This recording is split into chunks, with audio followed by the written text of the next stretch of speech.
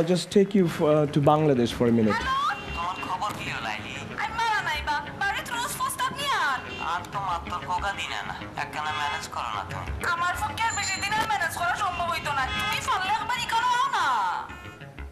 Fulfill their own private dreams of staying in touch with their near and dear ones. This is where the journey begins with one small step, a journey that today has reached 1 million destinations. With loans for people to buy cell phones, entire villages are being brought into the information age. I want people throughout the world to know this story. Before I tell that story, we should ask ourselves the question, why does poverty exist? I mean, there's plenty of knowledge and scientific breakthroughs. We all live in the same planet, but still, there's a great deal of poverty in the world. And I think, so I want to throw a perspective that I have so that we can assess this project or any other project, for that matter, to see whether it's contributing to poverty or trying to alleviate it. Rich countries have been sending aid to poor countries for the last 60 years. And by and large, this has failed. You can see this book written by someone who worked in the World Bank for 20 years. And he finds economic growth in this country to be elusive. By and large, it did not work. So the question is, why is that? In my mind, there's something to learn from the history of Europe. I mean, even here, yesterday I was walking across the street and they showed 3 bishops were executed 500 years ago, right across the street from here. So my point is, there's a lot of struggle has gone in Europe where citizens were empowered by technologies and they demanded authorities to come down from their high horses. And in the end, there's better bargaining between the authorities and citizens, and democracies, capitalism, everything else flourished. And so you can see the real process, and this is backed up by this 500-page book, that the authorities came down and citizens got up. But if you have that perspective, then you can see what happened in the last 60 years. Aid actually did the opposite. It empowered authorities, and as a result, marginalized citizens. The authorities did not have the reason to make economic growth happen so that they could tax people and make more money to run their business, because they were getting it from abroad. And in fact, if you see oil-rich countries where citizens are not yet empowered, the same thing goes. Nigeria, Saudi Arabia, all sorts of countries, because the aid and oil or mineral money acts the same way. It empowers authorities without activating the citizens, their hands, legs, brains, what have you. And if you agree with that, then I think the best way to improve these countries is to recognize that economic development is of the people, by the people, for the people. And that is the real network effect. If citizens can network and make themselves more organized and productive so that their voices are heard, so then things would improve. And to contrast that, you can see the most important institution in the world, the World Bank, is an organization of the government, by the government, for the governments. Just see the contrast. And that is the perspective I have, and then I can start my story. Of course, how would you empower citizens? There could be all sorts of technologies, and one is cell phones.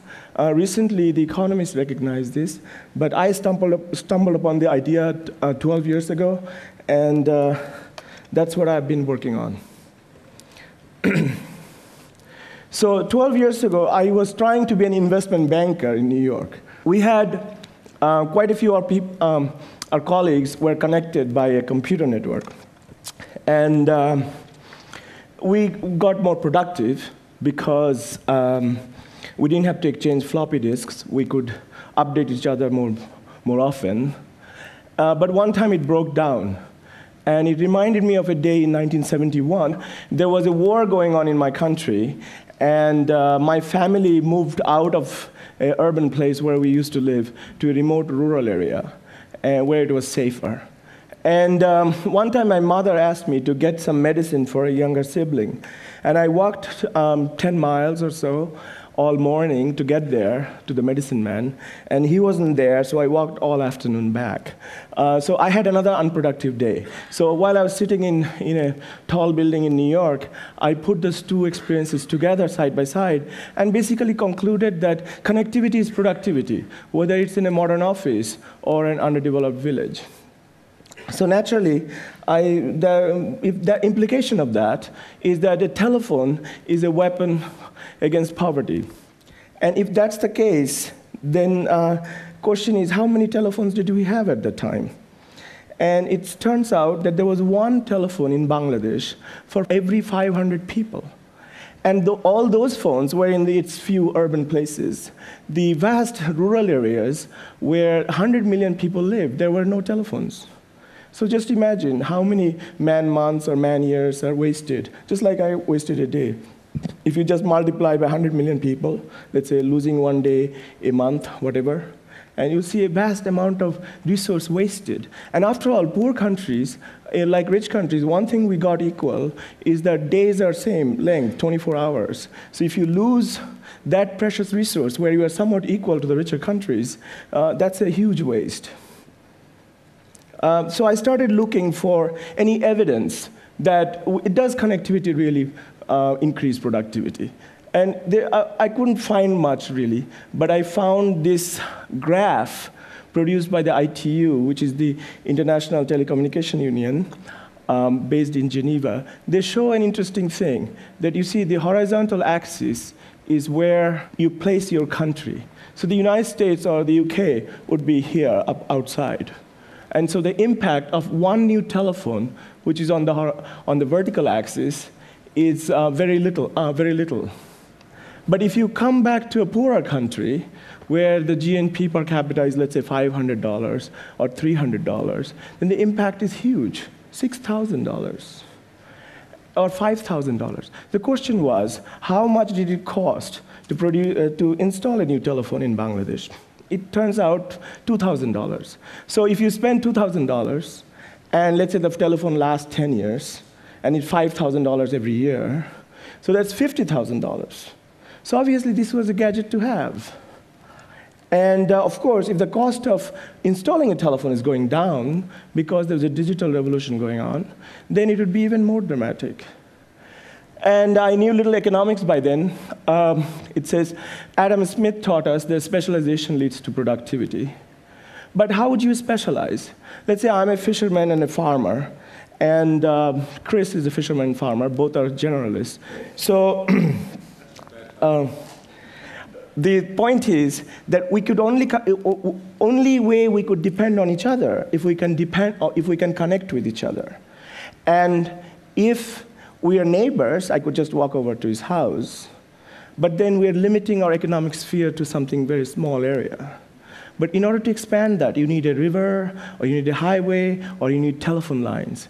But in any event, it's connectivity that leads to dependability, and that leads to specialization, that leads to productivity. So the question was, I started looking at this issue and going back and forth between Bangladesh and New York. There were a lot of reasons people told me why we don't have enough telephones. And one of them is the lacking buying power. Poor people apparently don't have the power to buy. But the point is, if it's a production tool, why do we have to worry about that? I mean, in America, people buy cars, and they put very little money down. They get a car, and they go to work. The work pays them a salary. The salary allows them to pay for the car over time. So the car pays for itself. So if telephone is a production tool, then we don't quite have to worry about the purchasing power. And of course, even if that's true, then what about initial buying power? So then the question is, why can't we have some kind of shared access? In the United States, we have, everybody needs a banking service, but very few of us are trying to buy a bank. So a bank tends to serve a whole community. So we could do that for telephones. And also people told me that we have a lot of important primary needs to meet, food, clothing, shelter, whatever. But again, it's very paternalistic. You should be raising income and let people decide what they want to do with their money. But the real problem is the lack of other infrastructures. See, you need some kind of infrastructure to bring a new thing. For instance, the internet was booming in the US because there were people who had computers, they had modems, they had telephone lines, so it's very easy to bring in a new idea like the internet. But that's what's lacking in a poor country. So, for example, we didn't have ways to have credit checks, few banks to collect bills, etc. But that's why I noticed Grameen Bank, which was a bank for poor people, and had 1,100 branches, 12,000 employees, 2.3 million borrowers. And they had these branches. I thought I could put cell towers and create a network. And anyway, to cut the time short, so I first went to them and said, perhaps I could connect all your branches and make you more efficient. But they have, after all, evolved in a country without telephones, so they are decentralized. I mean, of course, there might be other good reasons, but this was one of the reasons. They had to be. And so they were not that interested to connect all their branches and suddenly and rock the boat. So I started focusing, what is it that they really do? So what happens is that somebody borrows money from the bank. She typically buys a cow. The cow gives milk, and she sells the milk to the villagers and pays off the loan. And this is a business for her, but it's milk for everybody else. And suddenly I realized that a cell phone could be a cow, because she could borrow $200 from the bank, get a phone, and have the phone for everybody, and it's a business for her. So I wrote to the bank, and they thought for a while, and they said, a little crazy but logical, if you think it can be done, come and make it happen. So I quit my job, I went back to Bangladesh. I created a company in America called Gono Phone, which is in Bengali means people's phone. And angel investors in America put in money into that. I flew around the world. After about 1 million, I got rejected from lots of places, because I was not only trying to go to a poor country, I was trying to go to the poor of the poor country. After about 1 million miles and meaningful, substantial loss of hair, I eventually put together a consortium, which involved the Norwegian telephone company, which provided the know-how, and the Grameen Bank provided the infrastructure to spread the service. To make the story short, here is the coverage of the country. You can see it's pretty much covered. Even in Bangladesh, there are some empty places. But we're also investing around another $300 million this year to extend that coverage. Now, about that cow model I talked about, there are about 115,000 people who are retailing telephone services in their neighborhoods. And it's serving 52,000 villages, which represent about 80 million people. And these phones are generating about $100 million for the company, and $2 profit per entrepreneur per day, which is like $700 per year. And of course, it's very beneficial in a lot of ways. It increases income, improves welfare, etc. The result is, right now, this company is the largest telephone company with 3.5 million subscribers, 115,000 these phones I talked about, that produces about a third of the traffic in the network. And 2004, the net profit after taxes, very serious taxes, was $120 million. And the company contributed about $190 million to the government coffers. And again, here are some of the lessons. The government needs to provide economically viable services. Actually, this is an instance where private companies can provide that. Governments need to subsidize private companies. This is what some people think. And actually, private companies help governments with taxes.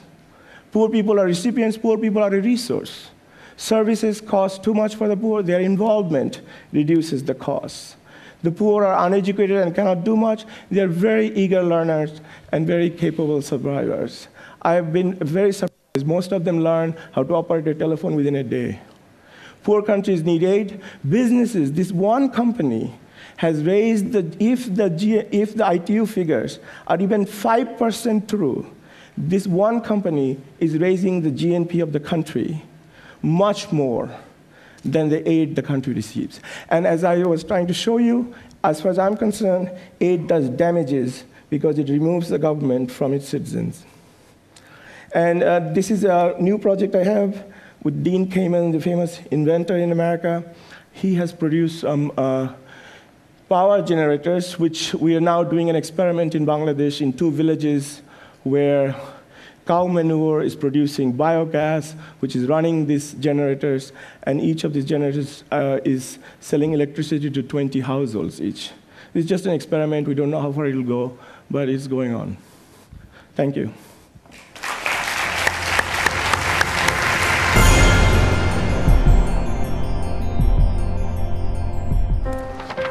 What if great ideas weren't cherished?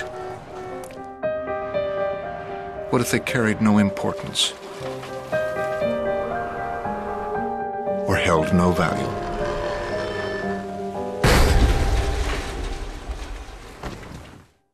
There is a place where artistic vision is protected, where inspired design ideas live on to become ultimate driving machines.